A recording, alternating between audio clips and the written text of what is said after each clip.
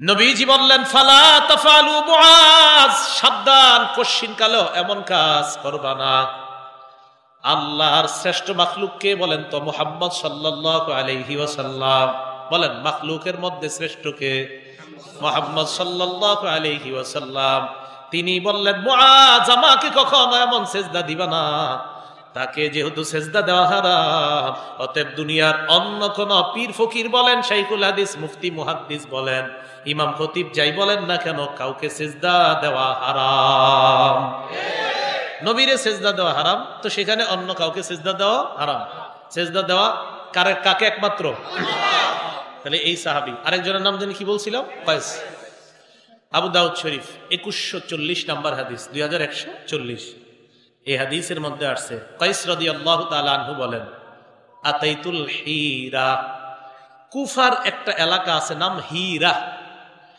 হীরা প্রদেশে আমি গেলাম, যাওয়ার পর রাআইতুহুম ইয়াসজুদুনা লিমারজুবানিন লাহুম, গিয়ে দেখলাম তারা তাদের নেতাকে সিজদা দেয়। এবার উনি বলেন ফাকুলতু ওয়া রাসূলুল্লাহ আহাক্কু আইয়ুসজাদা লা, কোন মানুষ যদি সিজদা পাওয়ার যোগ্য হয় তাহলে আল্লাহর রাসূল সবচেয়ে বেশি যোগ্য। এটা সত্যি কথা। পৃথিবীর কোন মানুষ যদি সিজদা পাওয়ার যোগ্য হয় তো সবচেয়ে বেশি যোগ্য কে হবে? মুহাম্মদ সাল্লাল্লাহু আলাইহি সাল্লাম। যেই ভাবনা সেই কাজ। উনি নগদ চলে আসছে নবীজির কাছে। আসার পর কই, ইয়া রাসূলুল্লাহ আতাইতুল হীরা, আমি কুফার হীরা নগরীতে গেলাম, যাওয়ার পর দেখলাম ইয়াসজুদুনা লিমারজুবানিন লাহুম, তারা তাদের নেতাকে সিজদা দেয়। আমিও মনে মনে ভাবলাম, ইয়া রাসূলুল্লাহ ফাআনতা ইয়া রাসূলুল্লাহ আহাক্কু আন নাসজুদা লাকা, আপনি তো সিজদা পাওয়ার বেশি যোগ্য। সত্যি কথা। নবীজি কই, তো কি করতে চাও? আমি আপনারে সিজদা দিতে চাই। এবার নবীজি কি বলে দেখেন। নবীজি বললেন, শোনো, আরাইতা লাউ মারারতা বিকবরি, আমি যদি কবরের মধ্যে থাকতাম, আমার কবরের সামনে দিয়ে গেলে কি তুমি আমার কবরকে সিজদা করতা? নবীজি কি কবরে না দুনিয়াতে তখন? নবীজি বললেন, আমার কবরের সামনে দিয়ে যদি তুমি যাইতা, আমার কবরকে কি তুমি সিজদা করতা? তিনি জবাব দিলেন, না হুজুর, আমি আপনার কবরকে সিজদা করতাম না। নবীজি বলেন, যেমনি ভাবে আমার কবরের সামনে দিয়ে গেলে কবরকে সিজদা করতে না, ফালা তাফালু, তেমনি ভাবে আমাকেও কখনো সিজদা করবা না। এই হাদিসের মধ্যে বোঝা যায় দুনিয়ার সবচাইতে শ্রেষ্ঠ মাখলুক, এই জগৎ বলেন আর পরের জগৎ বলেন, সব জগতের শ্রেষ্ঠ মাখলুকের নাম মুহাম্মদ সাল্লাল্লাহু আলাইহি ওয়াসাল্লাম। আর সবচাইতে শ্রেষ্ঠ কবর, যে কবরের মধ্যে আল্লাহর রাসূল শুয়ে আছেন। তাহলে কি বোঝা যায়? আল্লাহর রাসূলের কবরটা সবচাইতে শ্রেষ্ঠ কবর, আবার আল্লাহর নবী সবচাইতে শ্রেষ্ঠ মাখলুক। শ্রেষ্ঠ কবরকে সিজদা দেওয়া হারাম, শ্রেষ্ঠ মাখলুককেও সিজদা দেওয়া হারাম। অতএব দুনিয়ার অন্য কোন মাজার কবরকে সিজদা দেওয়া 1 কোটি বার হারাম। বুঝে আসছেন? মানে কি এটা কি দলিল সহ বুঝে আসলো না আন্দাজি? আব্দুল্লাহ ইবনে ওমর বললেন, কবিরা গুনাহ হলো 9টা, বড় বড় কবিরা গুনাহ 9টা। বলেন কয়টা? আরো কিন্তু আছে। উনি বলেন সবচেয়ে বড় কবিরা গুনাহ হলো 9টা। 1 নাম্বার আল ইশরাকু বিল্লাহ, আল্লাহর সাথে শিরিক করা। বলেন কি করা? আমাদের অনেকের নাম মাশাআল্লাহ মুসলমান, কিন্তু মাজারে সিজদা দেয়। নাম মুসলমান, মাজারে সিজদা দেয়, তো হলো না। নাম মুসলমান, কোন পীর সাহেবের পায়ে সিজদা দেয়, এটা তো হলো না। সারা জীবন একটা হাদিস, একজন সাহাবীর নাম, 2 জন সাহাবীর নাম মনে রাখবেন। বলেন মুআজ, বলেন কাইস। এই 2 সাহাবীর নাম মনে রাখবেন। একজনের নাম মুআজ রাদিয়াল্লাহু তাআলা আন, আরেকজনের নাম কাইস রাদিয়াল্লাহু। পুরা নামটা মনে রাখতে পারলে ভালো। একজনের নাম মুআজ ইবনু জাবাল, আরেকজনের নাম কাইস ইবনে সাদ। পুরাটা দরকার নাই, ওইটা আমাদের মনে থাকলে চলবে। আপনারা শুধু মনে রাখবেন, শুধু সংক্ষেপে, একজনের নাম মুআজ, আরেকজনের নাম কাইস। তো মন দিয়ে শুনেন। বড় বড় অপরাধ কয়টা বলতেছে ইবনে ওমর? 9টা। 1 নাম্বার শিরিক করা। ইবনে মাজার 1853 নাম্বার হাদিস।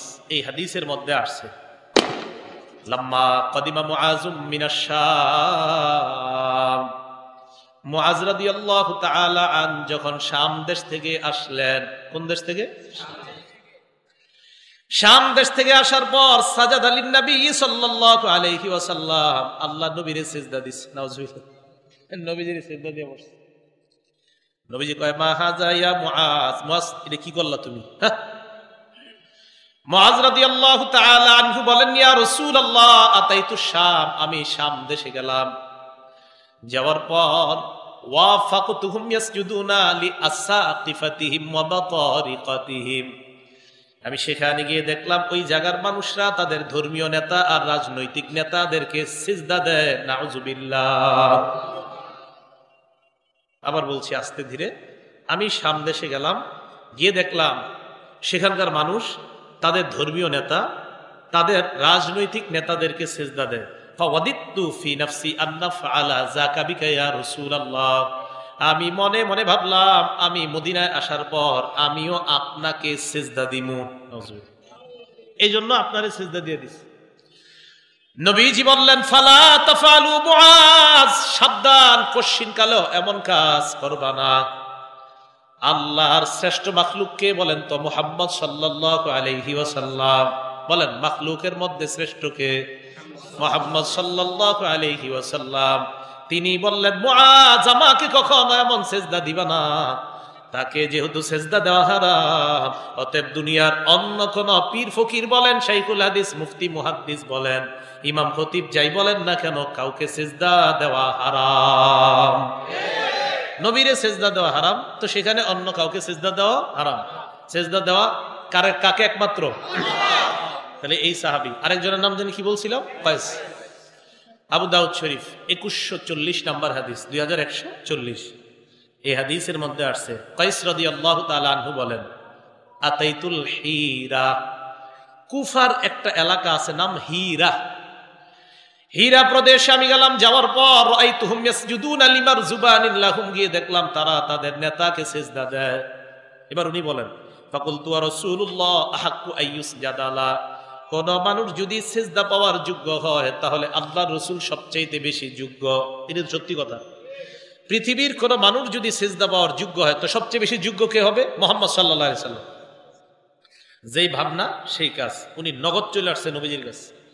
আসার পর কই ইয়া রাসূলুল্লাহ আতাইতুল হীরা, আমি কুফার হীরা নগরীতে গেলাম, যাওয়ার পর দেখলাম ইয়াসজুদুনা লিমারজুবানিন লাহুম, তারা তাদের নেতাকে সিজদা দেয়।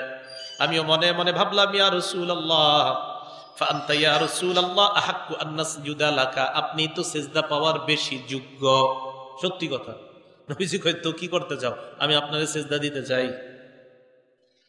এবার নবীজি কি বলে দেখেন।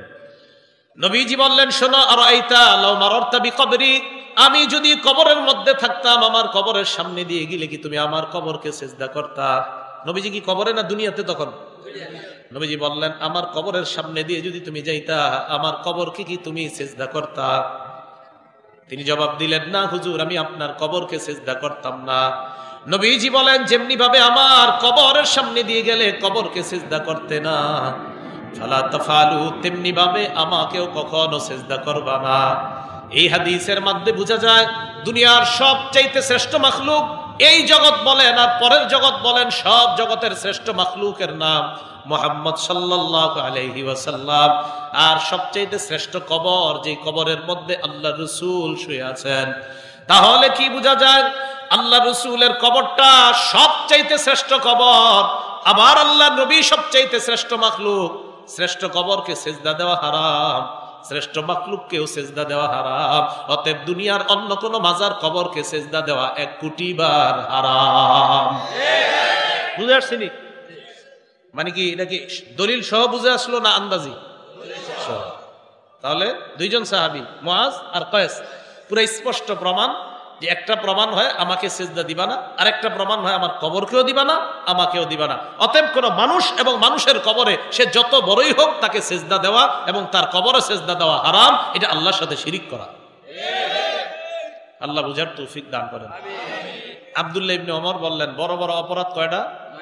1 নাম্বার শিরিক করা, 2 নাম্বার ওয়াকাতলু নাসামা, অন্যায়ভাবে নরহত্যা করা, মানুষ হত্যা করা, 3 নাম্বার ওয়াকাজফুল মুহসানা, সতী সাদী নারীর উপর মিথ্যা অপবাদ দেওয়া, 4 নাম্বার আকলুর রিবা, সুদ খাওয়া, 5 নাম্বার আকলু মালিল ইয়াতীম, এতিমের সম্পদ অন্যায়ভাবে ভক্ষণ করা, 6 নাম্বার ওয়াল ফিরার মিনাজ জাহফি, জিহাদের ময়দান থেকে পলায়ন করা, 7 নাম্বার ইলহাদুন ফিল মসজিদ, মসজিদের মধ্যে ধর্মদ্রোহী কাজ করা। কি কাজ করা? ধর্মদ্রোহী কাজ অথবা বিদ্রোহ করা। 8 নাম্বার আল্লাযী ইস্তাসখিরু, ধর্মের সাথে উপহাস করা। ধর্মের সাথে কি করা? উপহাস করা। 9 নাম্বার ওয়া বুকাউল ওয়ালিদাইন মিনাল উকুক, আপনি নাফরমানি করার কারণে, আপনি খারাপ আচরণ করার কারণে আপনার মা বাবার চোখের পানি যদি পড়ে ভয়ঙ্কর হয়ে যাবে অবস্থা। উল ওয়ালিদাইন, পিতামাতার চোখের পানি আপনার নাফরমানি করার কারণে। এই 9 অপরাধ বলার পর আব্দুল্লাহ ইবনে ওমর ওই ব্যক্তিকে, তাইসালা ইবনে মাইয়াস, যিনি আব্দুল্লাহ ইবনে ওমরের কাছে গিয়ে বলছেন যে আমি এই গুনাহ করছি। আব্দুল্লাহ ইবনে ওমর বললেন, আতাফরাকুন নার, জাহান্নাম থেকে তুমি দূরে থাকতে চাওনি। ওয়া তুহিব্বু আন তাদখুলাল জান্নাহ, জান্নাতে তুমি প্রবেশ করতে চাও। বলেন, এই আমাদের এই দুটোটা চাওয়া আছে না? জাহান্নাম থেকে দূরে থাকা আর জান্নাতে প্রবেশ করতে চাই না সবাই? আব্দুল্লাহ ইবনে ওমর বলেন, তাহলে তুমি কয়টা কাজ করবা? 1 নাম্বার, লাউ আলামতালাহাল কালাম, যদি মায়ের সাথে কোমল আচরণ করো। প্রথমে আব্দুল্লাহ ইবনে ওমর বললেন, জাহান্নাম থেকে দূরে থাকতে চাও আর জান্নাতে যেতে চাও কিনা? তিনি জবাব দিলেন, ই আল্লাহ, আল্লাহর কসম আমি এটা চাই। ইবনে ওমর বললেন, আহাইয়াতুন ওয়ালিদুকা, তোমার মাতা পিতা জিন্দা আছেনি? তিনি জবাব দিলেন, উম্মি ইনদি, আমার কাছে আমার মা আছে, বাবা নাই। আব্দুল্লাহ ইবনে ওমর বললেন, লাউ আনালতালাহাল কালাম, মায়ের সাথে কোমল কণ্ঠে কথা বলবা। লাউ আলামতালাহাল কালাম, মায়ের সাথে যদি কোমল কণ্ঠে কথা বলো। ও আতআমতাহাত তুআম, সুন্দর সঠিক সময়ে মায়ের খাবারটা পৌঁছায় দিবা। লা তাদখুলুন্নাল জান্নাহ, অবশ্যই অবশ্যই তুমি জান্নাতে প্রবেশ করবা। আপনারা বাসার ছাদে অনেকে পেয়ারা গাছ লাগান, আম গাছ লাগান। প্রথম আম, প্রথম পেয়ারা ধরার পরে দূর দিয়ে লইয়া যায়, কেউ ভাই কই নিয়ে যান? হুজুর রে দিতে যাই, এরকম বলে। তো আপনি আম্মা কই থাকে? আম্মা তো ওই বাসায় থাকে। প্রথমে আপনি গাছের ফল পেয়ারা যদি আপনি কাউরে খাওয়ানো মনে করেন দরকার, আপনার আব্বা আম্মা জীবিত থাকলে ওখানে আগে নেন, পরে হুজুরে আনেন, ওখানে আগে নেন। কেন? ফাসাম্মাল জান্নাহ, সেখানে জান্নাত, সেখানে আগে নেন। আপনি কোন আলেমকে দিচ্ছেন, সমস্যা নাই, কোন আলেমের কাছে নেন, আগে আব্বা আম্মা, আগে কি? জি, আগে আব্বা আম্মার কাছে নেন। আরে ভাই, নবীজি বলেন, কোন মুসলমানের যদি পিতা মাতা দুইজন জিন্দা থাকে, সকালবেলা যদি আপনি উঠে একটু ফোন দেন, কথার কথা, এখন তো ফোন কেন বললাম, আপনি ঢাকায় আছেন, মা বাবা দেশে আছে, ফোন দিয়ে বললেন, আব্বা কেমন আছেন, আম্মা কেমন আছেন, ভালো আছেন, একটু কথা বললেন, বলে একটু দোয়া নিয়ে বললেন, আব্বা আমি কাজে যাচ্ছি, দোয়া করেন। এই যে হাসি মুখে একটু কথা বললেন, নবীজি বলছেন জান্নাতের 2টা দরজা খুলে যায়। আলাদা বল মুফরাদে আসছে। আল্লাহ আমাদের সকলকে পিতা মাতা আমরা যেন গুরুত্ব দিতে পারি, আল্লাহ তৌফিক দান করেন।